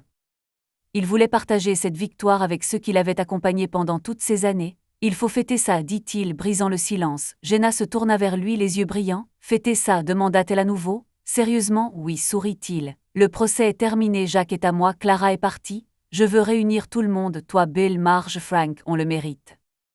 Elle laissa échapper un petit rire, un rire léger comme une brise printanière. J'en suis, dit-elle. Quand? Ce soir, répondit-il, sentant l'idée se confirmer. Chez moi, pizza, bière, tout ce qu'il faut. Alors il faudra que je pose un jour de congé, dit-elle en sortant son téléphone. Mais ça vaut le coup. Tom hocha la tête, les yeux rivés sur la route. Il s'arrêta devant le café où travaillait Jenna, garée à l'entrée. Elle se pencha et l'embrassa sur la joue, y laissant une douce empreinte. À ce soir, dit-elle en sortant de la voiture, et encore félicitations. Il la regarda s'éloigner, ses cheveux noirs ondulant au rythme de ses pas, et un bonheur intense l'envahit. Il démarra, rentra chez lui mais sortit son téléphone en chemin pour envoyer des SMS. Le premier était de Bill. On a gagné le procès, Jacques est avec moi. Viens ce soir à 19h, on fête ça. La réponse arriva en moins d'une minute. Oh mon Dieu, mon pote, on sera là. Puis ce fut au tour de Frank. On a gagné le procès. Fête chez moi à 19h, viens. J'apporte la bière, répondit Frank. Ensuite, ce fut au tour de Mike. Procès terminé, victoire, fête chez moi 19h. J'apporte les chips, dit Mike. Mademoiselle Kelly, merci pour le procès. Fête chez moi 19h, viens. J'apporte une tarte, répondit-elle. Enfin, il écrivit à Jenna. Tout est prêt, viens à 19h. J'attends déjà, répondit-elle, et Tom sourit en reposant le téléphone sur le siège. Ce serait leur soirée. À 19h, la maison de Tom était devenue une véritable ruche. Jacques, de retour de chez Marge, courait partout dans le salon, aidant à ranger les chaises que Tom avait sorties du garage. Bill et Marge arrivèrent les premiers, Marge avec un gratin, Bill avec une bouteille de whisky qu'il posa fièrement sur la table. Pour les vainqueurs, dit-il en tapotant l'épaule de Tom. Frank arriva, avec une caisse de bière, Mike traîna un énorme sac de chips, et Mademoiselle Kelly apporta un plat de tarte dont Jacques prit aussitôt une bouchée. Jenna entra en dernier, vêtue d'un jean et d'un chemisier léger, un sachet de pop-corn à la main et un sourire qui coupa le souffle à Tom. « Tu es à l'heure, dit-il en prenant le sachet. « Impossible de le rater, répondit-elle en lui faisant un clin d'œil. Le salon se remplit de monde, certains étaient assis sur les canapés, d'autres sur des chaises. Jacques avait installé un campement, par terre avec des couvertures et des boîtes à pizza que Tom avait commandé à emporter. Bill mit du vieux rock et la voix de Mick Jagger se mêla aux odeurs de gratin, de bière et de tartes chaudes. Jacques courait d'un adulte à l'autre, se vantant de son dessin de dinosaure, tandis que Bill plaisantait en disant qu'il le battrait aux dames. Tom, une bouteille de bière à la main, se tenait près du mur et observait la scène. Sa maison, les siens, ceux qui étaient là pour lui dans les moments les plus sombres, ceux qui l'ont soutenu après le départ de Clara, ceux qui ont témoigné au tribunal. Il croisa le regard de Jenna, assise avec Jacques, elle riait de sa tentative de construire une tour avec des cartons vides, et comprit que le moment était venu. Il posa la bière sur la table et claqua des mains pour attirer l'attention. La musique s'arrêta, les conversations s'estompèrent et tous les regards se tournèrent vers lui. « Et les gars, commença-t-il, la gorge serrée par l'excitation. « Je voudrais dire quelques mots. » Bill leva une bouteille de whisky et sourit. « Le discours du héros ?» demanda-t-il et tout le monde rit. « Un peu comme ça, sourit Tom. Aujourd'hui le procès est terminé, Jacques est à moi, Clara n'a plus rien, c'est la victoire et je veux que vous sachiez qu'elle est aussi la vôtre. » Il marqua une pause les regardant un par un. « Bill, Marge, dit-il en se tournant vers eux, vous étiez là pour moi quand je ne savais plus comment continuer à vivre. Tu nous as nourris, tu es resté avec Jacques, tu m'as soutenu, sans toi j'aurais coulé. » Marge sourit, s'essuya le coin de l'œil tandis que Bill ricanait. « Ne te décourage pas mon pote, ce n'était pas si difficile. » Tom hocha la tête et regarda Frank. « Frank, tu m'as donné du travail, tu as accordé un congé à Jacques. Mike, tu m'as soutenu. Mademoiselle Kelly, vos paroles au tribunal ont montré quel genre de père je suis. Merci à tous. » Frank leva sa bière, Mademoiselle Kelly acquiesça et Mike dit « Allez Tom, c'est absurde. » Tom sourit, submergé par la gratitude. Il se tourna vers Jenna, le cœur battant la chamade. « Et Jenna, dit-il en s'approchant d'elle. Tu es entrée dans nos vies au moment où je pensais ne pas m'en sortir. Tu es devenue notre famille, notre lumière. Tu m'as donné la force de continuer. » Elle se leva, les yeux pétillants, mais elle resta silencieuse, attendant. Jacques tenait la boîte comme un trophée. Tom prit une profonde inspiration, sentant le regard de ses amis le réchauffer. Il plongea la main dans sa poche et en sortit une boîte contenant une bague simple, en argent, avec une petite pierre qu'il avait achetée une semaine auparavant, sachant que ce jour arriverait. « Je ne trouve pas les mots, dit-il en s'agenouillant, mais je sais que tu as rendu Jacques et moi heureux. Tu es mon soutien, mon amour. Jenna, veux-tu m'épouser ?» Un silence pesant s'installa dans la pièce. Jenna soupira, les mains tremblantes, et des larmes coulèrent sur ses joues. Elle le regarda puis la bague sans un mot. Tom sentit une boule dans sa poitrine, mais Jacques bondit et frappa la boîte de la bague avec la sienne. « Ça suffit, maman, accepte » cria-t-il. Tout le monde rit et la tension se dissipa. Jenna essuya ses larmes, sourit, la voix tremblante mais ferme. « Oui, Tom, dit-elle. Oui. » Tom se tenait devant le miroir de sa chambre, ajustant la cravate que Bill avait insisté pour qu'elle soit nouée à l'armée. Le samedi matin était radieux et ensoleillé, une rareté pour un mois d'avril dans l'Ohio, et la lumière inondait son visage, encore marqué par des mois de stress, mais désormais illuminé d'un sourire qu'il ne pouvait dissimuler. Aujourd'hui, il épouse Jenna. Aujourd'hui, leur famille devient officielle non seulement dans leur cœur, mais aussi sur le papier devant tous ceux qui les aiment. La porte s'ouvrit en grinçant et Jacques entra. Il entra, vêtu d'un petit costume noir que Marge avait confectionné spécialement pour lui. Sa cravate était de travers, ses cheveux en bataille, mais ses yeux brillaient comme ceux d'un garçon avant l'aventure. « Papa, je suis prêt » s'écria-t-il en bondissant. « Je porterai les alliances, n'est-ce pas ?» Tom se retourna, s'assit sur ses talons et redressa la cravate de son fils. « Oui, champion, dit-il en souriant, c'est toi qui as la tâche la plus importante. » Jacques bomba le torse, sortit une boîte d'alliances de sa poche et la secoua. « Je ne les perdrai pas, déclara-t-il, promis. » Tom hocha la tête et lui ébouriffa les cheveux. « Va voir Bill, il t'attend en bas, et surtout ne cours pas, tu vas déchirer le costume. » Jacques acquiesça et dévala les escaliers. Tom se leva et jeta un dernier coup d'œil dans le miroir. Ce costume gris foncé, simple mais neuf, lui paraissait étrange et pourtant il s'y sentait bien. C'était son jour, leur jour. Le mariage était modeste et chaleureux, comme Tom l'avait souhaité. Ils décidèrent de célébrer l'événement dans le jardin de Bill et Marge, un grand jardin planté de pommiers et orné d'une vieille clôture en bois, que Bill décorait de guirlandes lumineuses. Marge avait insisté. « Vous avez commencé ici, continuez ?» Tom n'avait pas protesté. Le jardin avait été leur havre de paix pendant toutes ces années, et un nouveau chapitre allait s'y écrire. Vers midi, les invités commencèrent à arriver. Bill disposa des chaises pliantes sorties du garage, en rangée devant l'autel improvisé, une arche de branches que Jacques avait aidé à tresser le matin même. Marge avait recouvert les tables sous la tente, nappes blanches, plateaux de gratin, sandwichs, viennoiseries et un grand pichet de limonade. Frank avait apporté une caisse de bière, Mike une chronique musicale, et Mademoiselle Kelly un panier de fleurs de son jardin. Tom, debout sous l'arche, tirait nerveusement sur ses poignets, tandis que Bill, faisant office de témoin, lui tapotait l'épaule. « Détends-toi, lui dit-il en souriant. On dirait que tu es de nouveau au tribunal. Dis juste oui, et c'est tout. » Les invités s'installèrent, une vingtaine, pas plus, mais chacun était proche d'eux, des voisins, des collègues, des amis qui avaient vu comment Tom s'était relevé après le départ de Clara, comment Jenna était devenue une partie intégrante de leur vie. Jacques se faufilait entre les chaises, montrant à tout le monde l'écrin, jusqu'à ce que Marge le rattrape et l'installe au premier rang. « Sieds-toi tranquillement, mon garçon, dit-elle en arrangeant ses cheveux. On va commencer. » Tom observait la scène se dérouler, une douce chaleur l'envahissant. C'étaient les siens, ceux qui l'avaient soutenu quand il pensait ne pas y arriver, qui avaient célébré avec lui sa victoire au tribunal, qui étaient maintenant réunis pour être témoins de son bonheur. La musique commença, une douce mélodie de guitare, et le silence se fit. Tom se tourna vers l'allée bordée de pétales et la vit. Jenna sortit de chez Marge, un petit bouquet de marguerites à la main. Sa robe était simple blanche, arrivant aux genoux, à manches bouffantes, mais elle rayonnait, à couper le souffle. Ses cheveux noirs ondulaient en cascade et son sourire brillait comme le soleil perçant les pommiers. Elle marchait lentement, pieds nus insistant pour sentir l'herbe sous ses pas, et les invités se levèrent, la dévisageant. Jacques sauta sur une chaise, lui fit un signe de la main, et elle lui répondit d'un signe de tête. Tom la regarda fixement, le cœur battant la chamade. C'était elle et sa Jenna, son pilier, son amour.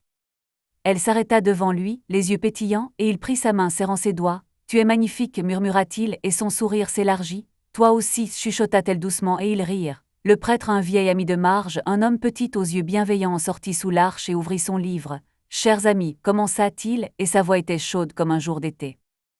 Nous sommes réunis ici pour unir Tom Bradley et Jenna Harry par les liens du mariage. C'est un jour d'amour, de famille et de promesses. » Tom écoutait, mais les paroles du prêtre semblaient étouffées par le brouillard. Il regarda Jenna sentant sa main dans la sienne, et repensa à la façon dont elle était entrée dans leur vie, par hasard, avec un sourire et un dinosaure tombé sous la table du café. Comment elle était devenue leur lumière, leur foyer. Le prêtre termina les présentations et se tourna vers lui. « Tom, dit-il. Promettez-vous d'aimer, de respecter et de protéger Jenna, d'être à ses côtés dans la joie comme dans la peine jusqu'à ce que la mort vous sépare. » Tom déglutit et hocha la tête. « Oui, dit-il d'une voix rauque mais ferme, je le promets. » Le prêtre sourit à Jenna. « Jenna, promettez-vous d'aimer, de respecter et de soutenir Tom, d'être à ses côtés dans la joie comme dans la peine jusqu'à ce que la mort vous sépare ?» Elle lui serra la main, la voix tremblante mais claire. « Oui, dit-elle, je le promets. » Le prêtre fit un signe de tête à Jacques, qui bondit fièrement vers l'écrin. Les invités rirent, et Bill cria « Allez, champion !» Jacques ouvrit l'écrin, tendit les alliances et Tom en prit une simple en argent avec une petite pierre. « Jenna, dit-il en lui passant l'anneau au doigt, tu as fait de nous une famille avec Jacques. » Elle sourit, les larmes aux yeux, et prit la deuxième alliance. « Tom, dit-elle en la lui passant au doigt. Tu m'as donné un foyer, de l'amour, une famille, je t'aime. » Le prêtre leva les mains. « Par le pouvoir qui m'est conféré par l'État de l'Ohio, je vous déclare mari et femme, dit-il. Vous pouvez vous embrasser. » Tom se pencha, serra Jenna dans ses bras et l'embrassa tendrement mais profondément, sentant ses larmes se mêler à son sourire. Les invités applaudirent, Jacques cria « Hurrah !» et courut vers eux en les serrant dans ses bras. Tom le souleva et ils se tinrent sous l'arche à rire, tandis que des pétales tombaient des branches. La fête commença aussitôt. La musique monta en puissance, les tables se remplirent de monde, la bière et la limonade coulaient à flots. Jacques dansa avec les camarades de classe que Marge avait invités, tandis que Bill leur apprenait à lancer des fers à cheval. Frank racontait à Mike des anecdotes de son atelier et Mademoiselle Kelly servait du gâteau à tout le monde, félicitant Jacques pour son « importante mission ». Tom et Jenna étaient assis à table, main dans la main, observant ce joyeux désordre. Elle posa sa tête sur son épaule, sa bague scintillant au soleil.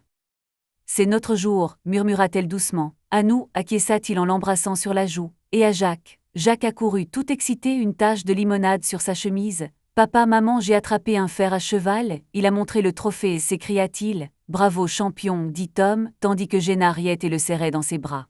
« Maintenant, tu es vraiment un super-héros », ajouta-t-elle. Le soleil se couchait, les guirlandes étaient illuminées, et le jardin baignait dans une douce lumière. Tom regarda Jenna, Jacques et leurs amis soulagés que tout aille enfin bien. Ils se tenaient près de la fenêtre de la chambre d'hôpital, observant le bébé endormi dans son berceau. C'était le petit matin, le soleil d'avril commençait à peine à percer les rideaux, illuminant le minuscule visage du nouveau-né, ridé rose avec une petite touffe de cheveux noirs sur la tête. Ils l'appelèrent Olive, un prénom choisi par Jacques qui avait dit « Ollie, ça sonne bien comme un super-héros ». Tom sourit, une douce chaleur l'envahissant. Il y a 1 an, il avait épousé Jenna et leur famille s'était agrandie.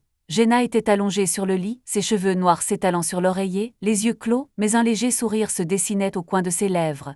L'accouchement eut lieu pendant la nuit, long et épuisant, mais elle y parvint comme toujours, avec la force que Tom aimait tant. Il s'approcha d'elle, rajusta la couverture, et elle ouvrit les yeux croisant son regard. « Comment va-t-il » murmura-t-elle doucement, la voix rauque de fatigue. « Il dort comme un ange » répondit Tom en s'asseyant près d'elle. « Il te ressemble. » « À moi » objecta-t-elle en souriant encore plus. « Regarde-moi ce petit nez » Tom rit, prit sa main et lui serra les doigts. Ils restèrent silencieux, écoutant la douce respiration d'Olivier, sentant que c'était un moment qu'ils n'oublieraient jamais leur famille, leur nouveau-né, un nouveau départ. La porte s'ouvrit et Jacques et Marjorie entrèrent avec Bill. Jacques portait son maillot de football américain, les cheveux en bataille, et il tenait dans ses mains un dinosaure en peluche, un cadeau pour son frère. « Papa, maman » cria-t-il en courant vers le berceau. « C'est Olive, il est tout petit » Marjorie le fit taire d'un geste en posant la main sur son épaule. « Laisse-le dormir » Tom se leva, serra son fils dans ses bras. « Oui, c'est Olive, dit-il, ton petit frère. » Jacques regarda le berceau, les yeux écarquillés. « Il est cool » s'exclama-t-il. « Je lui apprendrai à jouer au foot et à attraper des grenouilles » Jenna sourit en se redressant sur le lit. « Je pense qu'il sera heureux » dit-elle. « Mais laissez-lui quelques années, d'accord. Bill s'approcha et tapota Tom dans le dos. Félicitations mon pote, dit-il en souriant, un homme de plus dans la famille, maintenant tu es parti pour de bon. Merci Bill, répondit Tom en souriant, et toi et Marjorie, félicitations pour Jack. Marjorie se pencha sur le berceau, le visage adouci. Quel adorable bébé, dit-elle, vous êtes des parents formidables. Ils ne sont pas restés longtemps, Jack a réussi à toucher la main d'Olivier avant qu'il ne se réveille, et Marjorie l'a ramené à la maison, promettant une tarte pour sa sortie. Tom et Jenna se sont retrouvés seuls, à contempler leur fils, avec le sentiment que leur vie était en train de changer, de devenir plus riche, plus lumineuse, plus pleine. Une semaine plus tard, ils sont rentrés chez eux dans la vieille maison en périphérie, là où Jack avait grandi, là où Jenna était devenue une partie de leur vie. Mais même à l'hôpital, Tom avait remarqué le regard que Jenna posait sur le berceau, sur Jack, sur lui, et il avait compris qu'ils avaient besoin de plus d'espace. Il ne comptait pas s'arrêter à Olive. Il rêvait d'une famille plus nombreuse, plus d'enfants, plus de rire, plus de vie. Il nous faut une nouvelle maison, a-t-il dit un soir, alors qu'Olivier dormait dans son berceau et que Jack dessinait à la table de la cuisine. Jenna a levé les yeux de sa tasse de thé, les yeux pétillants. Tu es sérieux, a-t-elle demandé. J'y ai pensé, mais sérieusement, a acquiescé Tom. Cette maison est bien, mais c'est trop petit pour nous 4, et s'il y en a 5. 6. Elle rit et posa sa tasse sur la table. 6. Demanda-t-elle de nouveau en haussant un sourcil. Tu as l'air déterminé. Et toi tu ne l'es pas. Il sourit et elle acquiesça. Si, dit-elle, je veux d'autres enfants, mais une maison c'est un grand pas. On peut s'en sortir, répondit-il. On a la pension alimentaire de Clara, des économies. Il est temps de passer à autre chose. Jack leva les yeux de son dessin. Une nouvelle maison, demanda-t-il, avec un plus grand jardin où on peut jouer au foot. Oui, champion, dit Tom, avec un plus grand jardin. Génial, s'exclama Jack en sautant de joie. Ollie jouera aussi, ils commencèrent les recherches le lendemain. Tom prit un jour de congé à l'atelier, Jenna accepta de travailler à mi-temps, et ils sillonnèrent la banlieue en voiture avec Olive dans son siège auto et Jack commentant chaque maison. Ils avaient besoin d'espace, pas de luxe, mais d'un endroit où les enfants pourraient grandir, avec de la place pour le bruit, les jeux et l'avenir. 2 semaines plus tard, ils le trouvèrent, une maison à 2 étages à 15 minutes de leur ancienne maison, avec des murs en briques, un grand jardin et 4 chambres. Le jardin était envahi par la végétation, la peinture du bardage s'écaillait, mais Tom y voyait du potentiel à un endroit qui deviendrait le leur. Qu'en penses-tu ? Demanda-t-il à Jenna, qui se tenait sur le seuil tandis que Jack courait dans l'herbe en criant « On peut mettre un portail ici ». Elle tenait Olive dans ses bras, le regard perdu par les fenêtres et les arbres alentour. « C'est notre maison, dit-elle en souriant. Je le sens. » Ils signèrent les papiers une semaine plus tard, utilisant la pension alimentaire de Clara comme premier raconte une ironie qui fit sourire Tom. Le déménagement fut chaotique. Bill et Frank portaient des cartons, Marjorie aidait en cuisine, Jack courait partout avec ses dinosaures, tandis qu'Olivier dormait dans sa cage de transport.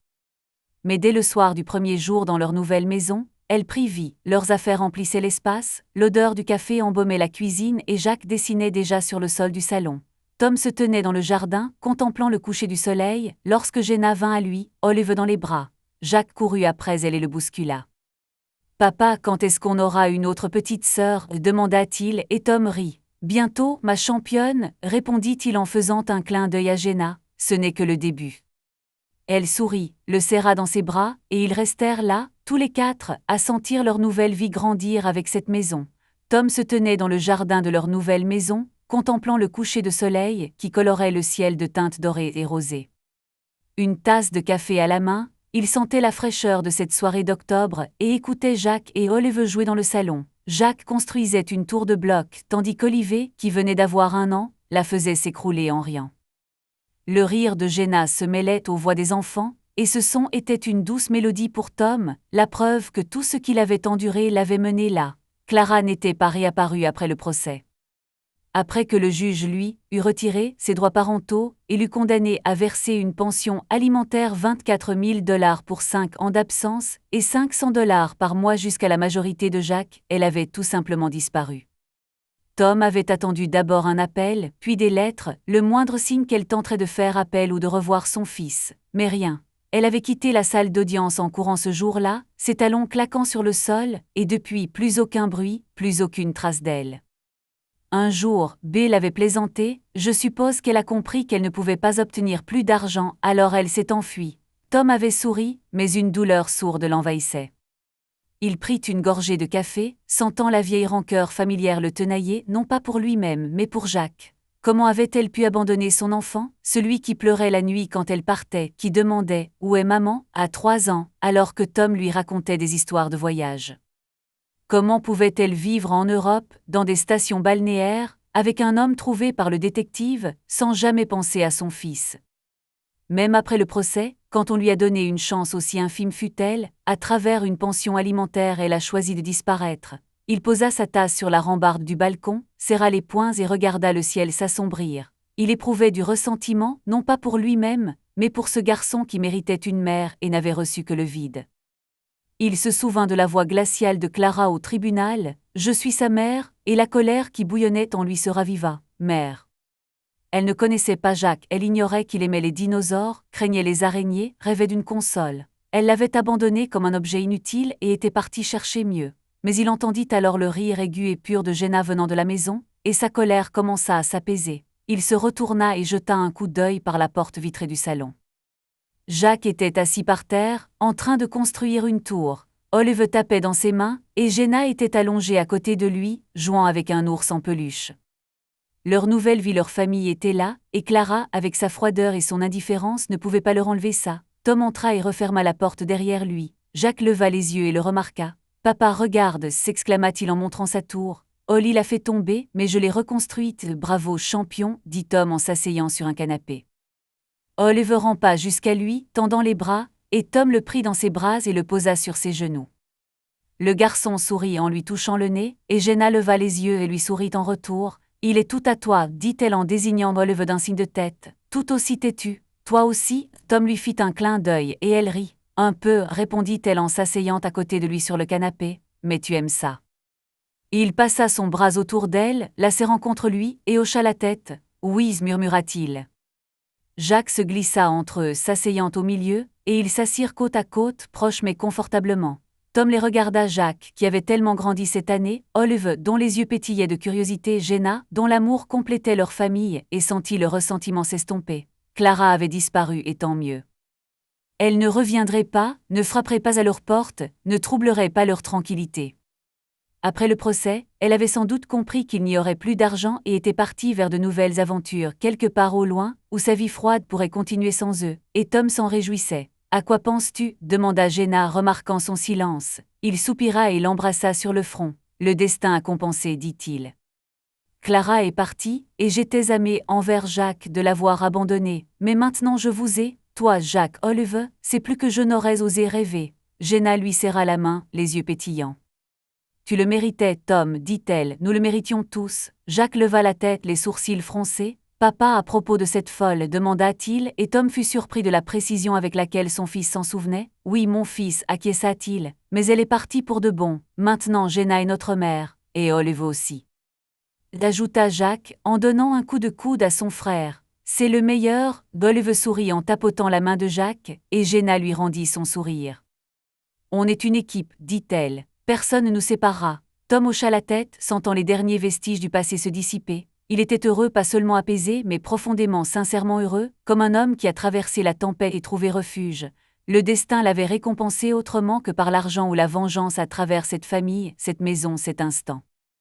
Ils restèrent assis, là jusqu'à ce qu'Olivier se mette à pleurer, et Jacques prit ses cubes et alla regarder la télévision. Jenna se leva et prit le plus jeune dans ses bras. « Au lit » dit-elle en berçant Olive. « Tu es avec Jacques » ? « Oui » répondit Tom en soulevant son fils. « Allez, champion » Ils couchèrent les garçons Olive dans leur chambre et Jacques dans la sienne, décorée de dinosaures. Tom lui lut un livre sur le T-Rex jusqu'à ce qu'il s'endorme, serrant contre lui un dinosaure en peluche.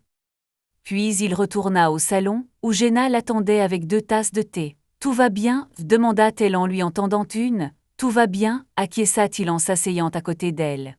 « Ils dorment comme des anges. » Elle sourit, se pencha vers lui, et ils burent leur thé en silence, le regard perdu par la fenêtre devant les couronnes que Tom avait accrochées lors de leur emménagement. La nouvelle maison était devenue leur forteresse, leur nid, et Clara, avec sa froideur et son égoïsme, restait à l'écart, une ombre qui ne pouvait plus les atteindre. « Es-tu heureux » demanda Jenna en le regardant. Tom hocha la tête en lui serrant la main. « Oui » dit-il, « plus que jamais. Et toi » demanda-t-elle en lui souriant. Il l'embrassa, sentant sa chaleur, et murmura « Au travail !» Jacques ordonna à sa sœur « Abonnez-vous à notre chaîne pour que votre amour ne vous trompe pas et écoutez la suite, car celle-ci n'est rien comparée à la suivante. Si vous avez moins de 18 ans, ne cliquez même pas. » Tom Bradley, père célibataire, a élevé son fils Jacques après que Clara, sa femme, les a quittés il y a 5 ans, emportant l'argent et disparaissant sans laisser de traces. La vie de Tom et Jacques s'écoulait paisiblement, les toasts du matin, les journées d'école et les soirées devant les dessins animés. Pourtant un jour, Clara revint réclamant la garde de son fils et une pension alimentaire, accusant Tom de cruauté. Avec le soutien de ses amis Bill, Marge et Jenna, qui devint son pilier, Tom entama une bataille juridique. L'enquête d'un détective privé révéla que Clara menait une vie fastueuse en Europe, négligeant son fils. Le tribunal lui retira la garde, la condamna à verser une pension alimentaire et l'accorda à Tom. Après cette victoire, Tom épousa Jenna, ils eurent un fils Olive, et la famille emménagea dans une nouvelle maison, ouvrant un nouveau chapitre de leur vie, libérée des ombres du passé. 5 ans se sont écoulés et maintenant elle veut la garde exclusive, elle a disparu, menti, trahi. Maintenant, elle veut un salaire et un enfant. Elle a été abandonnée pendant 5 ans et maintenant, elle veut la garde exclusive, elle a disparu, menti, trahi. Et maintenant, elle veut un enfant et de l'argent, elle est venue pour l'argent. Il est venu avec des dossiers. Elle est repartie sans rien d'autre qu'une date d'audience et l'humiliation publique. Zodnois détenu, Zodnik Privy, Lich Sudov Prinizenia, Zodnois détenu, Zodnik Privy, seulement du chagrin judiciaire. Elle est partie pendant des années, puis est revenue pour son fils, histoire de femmes infidèles, histoire d'infidélité, elle est partie avec l'argent. 5 ans plus tard, elle réclamait la garde de l'enfant et une compensation financière. Mais il a tenu bon, a découvert la vérité et a gardé son fils. Son retour s'est achevé là où sa véritable vie avait commencé.